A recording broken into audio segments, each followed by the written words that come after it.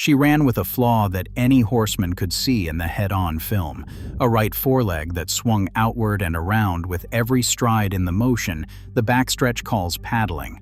And she carried that flaw inside a body bred from a sire who had broken down 3 separate times across 13 starts. The pedigree that produced her read like a promissory note written in speed and countersigned in bone. Yet from her first afternoon under silks to her last, across distances stretching from 5.5 furlongs to 1.5 miles, she was never headed, never passed, never once made to look at another horse's hindquarters at any point of call in any race she contested. What sort of animal can neither be caught nor stopped? The answer had already been written into her family before she was foaled, and it would be written twice more within 2 years of her death, on 2 separate operating tables, in almost identical language. The mating that made her was arithmetic, not accident. Stuart Janney Jr. and Barbara Phipps Janney of Locust Hill Farm in Maryland sent a gray mare named Shenanigans to a stallion named Reviewer, and the calculation behind that decision balanced brilliance against fragility with open eyes. Shenanigans had won 3 races from 22 starts, a line that on its own would interest nobody. But she was a daughter of native dancer, and she had already produced a colt named Incapable, who would go on to matter enormously at stud. Reviewer supplied the other half of the equation.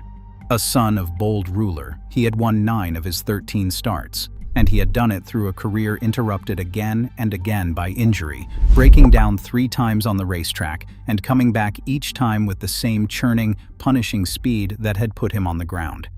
The Janneys were buying that speed. They understood what came attached to it, mixing raw acceleration with structural risk, blue blood with a documented history of snapping bone. On April 17, 1972, at Claiborne Farm near Paris, Kentucky, Shenanigans produced a nearly black filly with a star on her forehead, and the foal grew through her first 2 years into something that stopped grooms in the shed row, standing 16 hands and 1 inch, deep through the barrel, blocky across the shoulder, so masculine in outline that visitors to the barn regularly took her for a colt. The Janneys named her Ruffian. The pedigree had promised speed, and the pedigree had said nothing whatever about how long the legs underneath it would hold.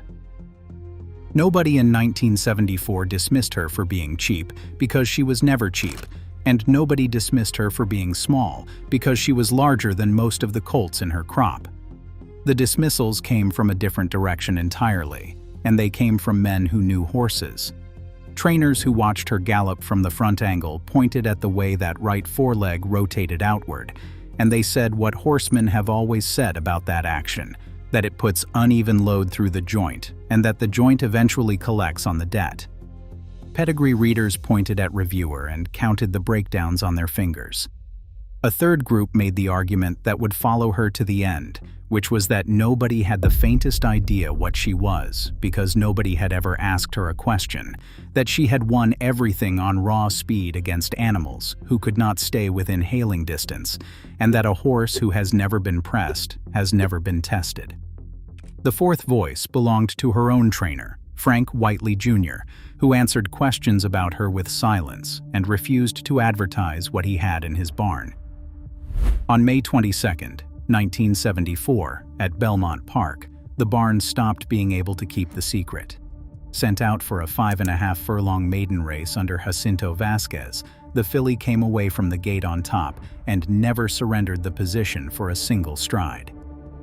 The fractions coming back to the grandstand belonged to a seasoned stakes runner rather than to an animal who had never seen a starting gate under competition, and the field behind her was already strung out and grinding through the turn while she was still traveling on her own momentum without a hand moved on her. She surged clear at the head of the lane in a way that required nothing at all from her rider, and there was no duel in the running of it because there was no horse within reach to supply one. She hit the wire 15 lengths clear in 1 minute and 3 seconds flat, equaling the Belmont Park track record. The clockers in the grandstand turned to compare watches with each other rather than with the board. The chart caller ran short of vocabulary, and one reporter present called it the finest race ever run by a horse making a first start, colt or filly. The form book had called her untested. The clock had already filed its objection, and the men who trained against her began to understand that the question was no longer whether she could be beaten, but whether anything in New York could get close enough to try.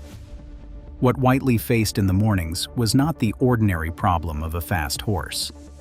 Ordinary fast horses are rated, taught to relax, taught to accept a hold and save something for the lane, and the entire craft of training in 1974 rested on the idea that a rider could ask a horse to wait. Ruffian did not wait. She went to the front because the front was where she went, and Vasquez sat on her with his hands full and his job reduced to steering, keeping her straight and staying out of the way of an engine that ran at one setting. Whiteley protected her the way a man protects something he cannot replace, watching her feed tub, watching her legs, refusing to run her when the smallest detail failed to satisfy him, and on one occasion, scratching her from an engagement after she left grain in her tub and showed a slight fever. The exercise riders who sat on her in the mornings came back describing a sensation rather than a workout, an animal who floated over the surface and gave no indication of effort at speeds that would have had other horses gasping, mixing an almost delicate action with the brute mass of a 16-1 frame. Whiteley clocked her sparingly and worked her rarely, on the theory that anything he took out of her in the mornings would not be available in the afternoons, and he shipped her to winter quarters in Camden, South Carolina, where nobody with a notebook could watch. The strategy was containment. A trainer who could not slow his horse down could at least control how often she was permitted to run, and for 2 seasons that was the whole of his job. Whiteley, who did not deal in adjectives, said of her that she was just a different horse, that she was like nothing you ever seen. The mornings answered every question the racetrack could think to ask. One question stayed unanswered through both of her seasons, and it waited quietly through every romp and every record, which was what would happen on the afternoon a rider genuinely needed her to stop. Her 2-year-old campaign became a demonstration rather than a competition.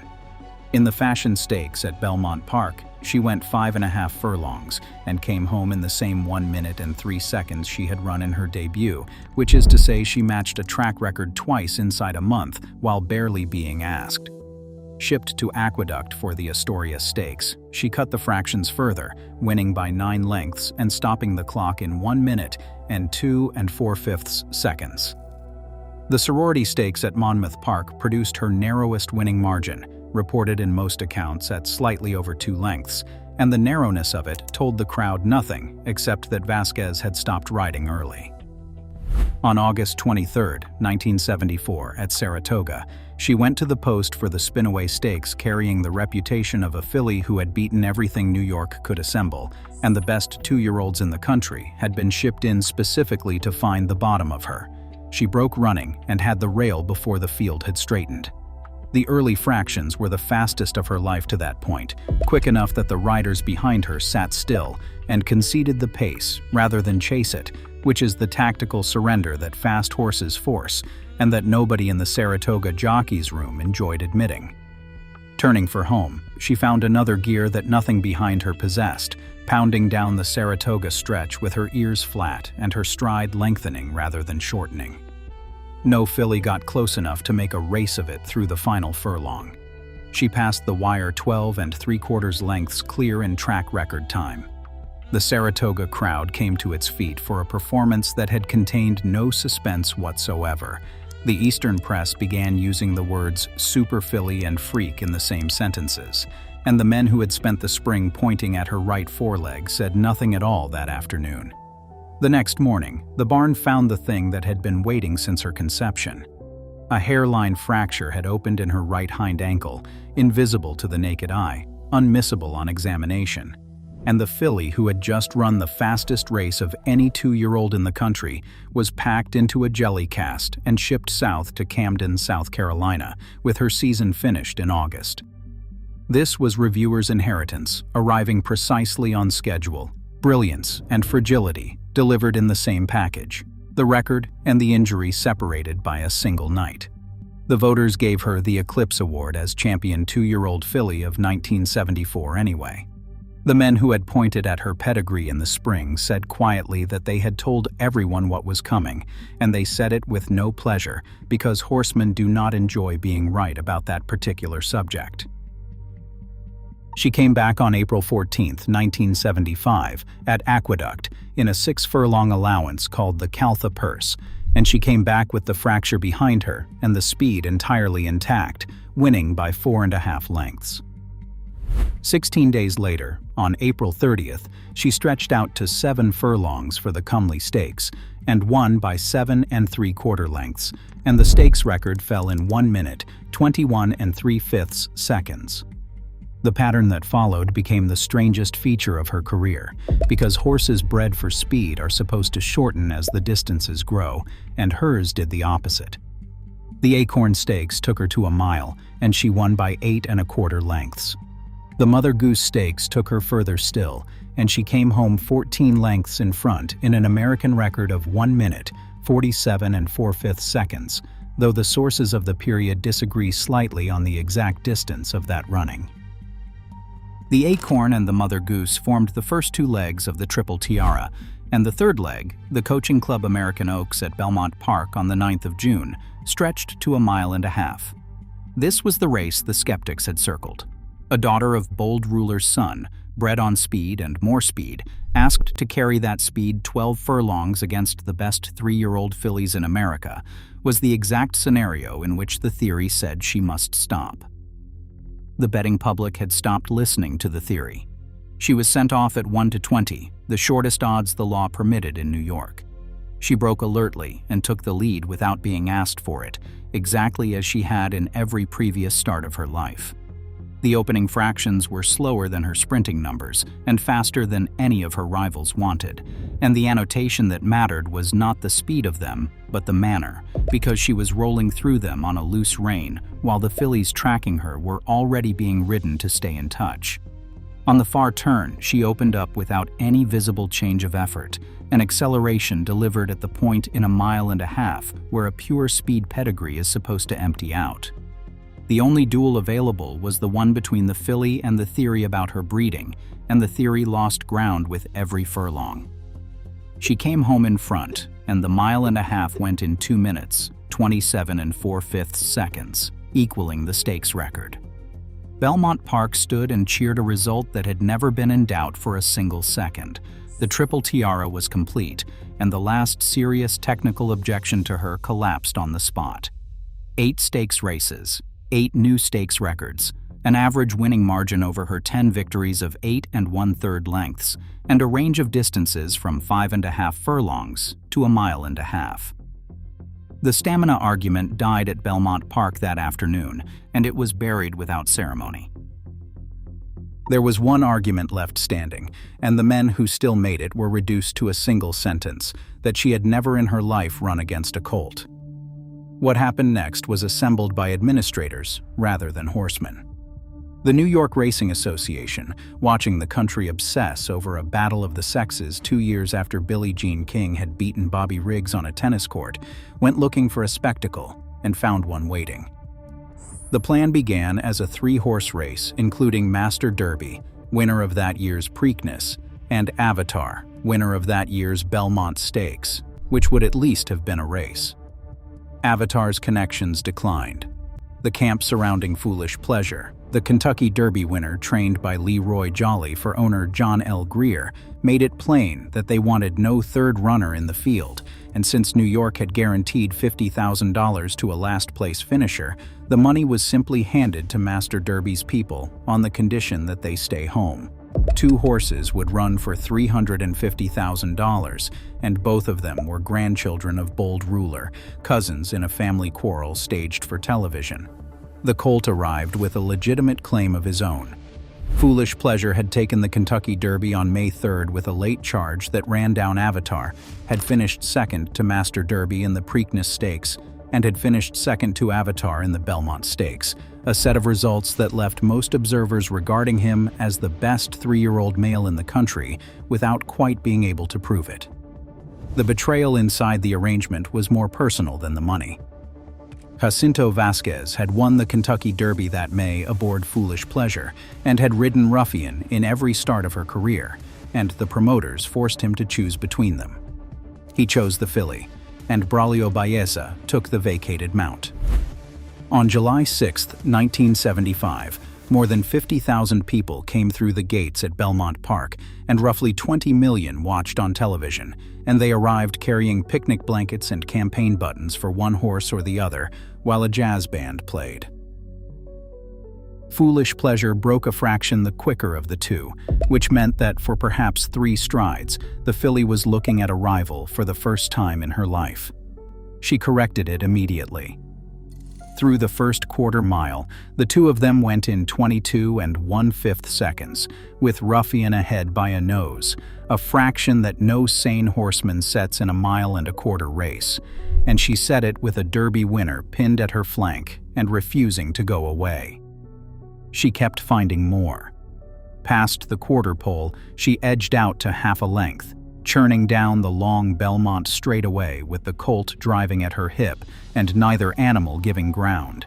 The two of them locked together in exactly the sustained pressure that no rival had ever managed to apply to her. Then she changed leads, and both jockeys heard a sound they later described as a crack. Both proximal sesamoid bones in her right foreleg had shattered, a compound break with fragments through the skin, and the ankle above it had come apart. Vasquez stood in the irons and pulled with everything he had. She would not stop. She kept driving forward on a leg that no longer existed as a structure, grinding the shattered ends against each other, tearing ligament away from bone with every stride, running because running was the only instruction her body had ever contained. Vasquez finally got her pulled up near the far turn, and Baeza took Foolish Pleasure around a racetrack that had gone completely silent, past a grandstand of 50,000 people who had stopped watching the race entirely. The only thing that ever beat her was her own refusal to quit. What followed at the hospital adjacent to Belmont Park was one of the largest efforts ever mounted to save a single animal, and accounts from those present describe a surgical team of veterinarians and an orthopedic specialist working for hours through the evening and into the night, reconstructing what could be reconstructed and packing the leg into a cast. The surgery itself succeeded. The recovery destroyed her. Coming out of anesthesia in a padded stall in the early hours of July 7th, disoriented and pinned by an injury she had no way to understand, she began to fight, and she fought the way she had run, without any capacity for stopping, thrashing until the cast came apart and the leg beneath it was damaged past any further intervention. Stuart Janney made the decision that the veterinarians could no longer avoid recommending, and she was euthanized that morning. She was buried in the infield at Belmont Park, and the burial was attended by people who had spent their working lives around horses and had never seen a country stop for one. The newspapers that landed on doorsteps that morning carried the outcome on the front page rather than the sports page, and the reaction that came back was not the ordinary grief of a racing crowd, but something closer to public anger, directed at a promotion that had put a filly with a family history of broken bones into a 2-horse sprint for television money. Households with no interest in racing had watched her run. Millions of them had watched her break down. Racing had spent 2 years advertising a spectacle and had produced, in front of the largest television audience the sport had ever assembled, the exact thing it least wanted the public to see. The trait that had made her impossible to catch had made her impossible to save, and it had done it twice inside 20 hours, first on the racetrack where Vasquez could not pull her up, and then in a stall where 5 men could not hold her down. Her career ended at 11 starts, 10 wins, 1 race unfinished, and $313,428 in earnings. A racehorse of that quality is supposed to leave a bloodline.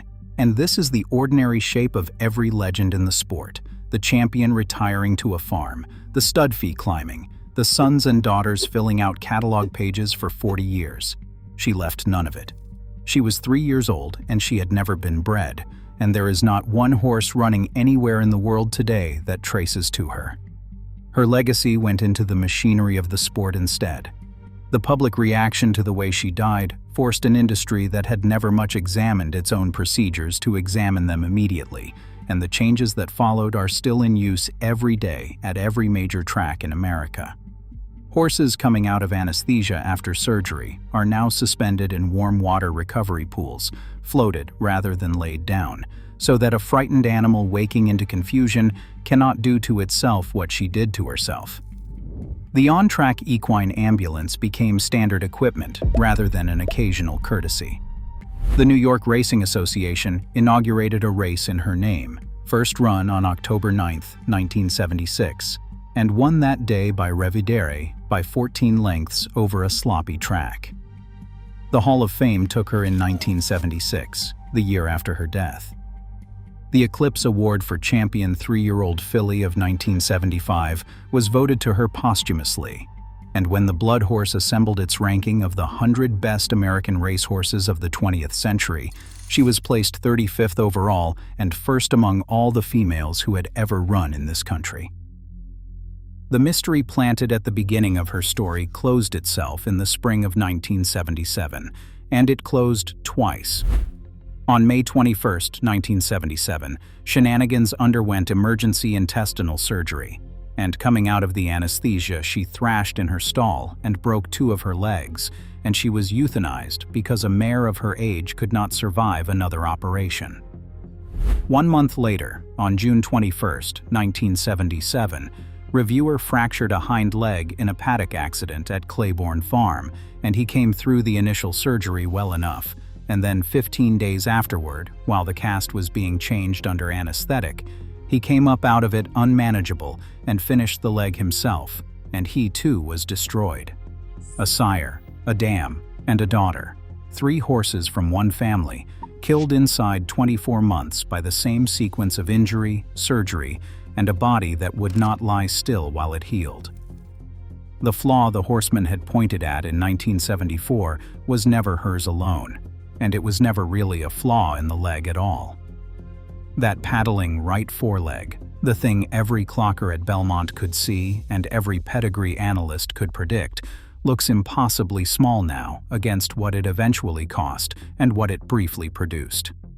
A filly bred deliberately for speed by people who knew the price of it, dismissed as untested by men who could not find anything to test her with, ran 10 races and led every single one of them from the first stride to the last, set a stakes record every time she entered stakes company, stretched from 5.5 furlongs to 1.5 miles without ever once shortening, and then died because the one thing her body could not perform was the act of slowing down. Greatness in a racehorse is measured in margins and fractions, and the distance between the winner and whatever finished behind, and by all of those instruments, she measured higher than any American female who ever lived. Her story measures something else. It measures what happens when a living thing is built with only one gear and is asked again and again by an industry that had no reason to ask twice to use it. 50 years on, the recovery pools and the ambulances that stand ready at every American racetrack exist because of one dark bay filly who could not be caught, could not be passed, and could not be stopped. Thanks for watching. What would her career have looked like if that match race had never been arranged? Share your thoughts below.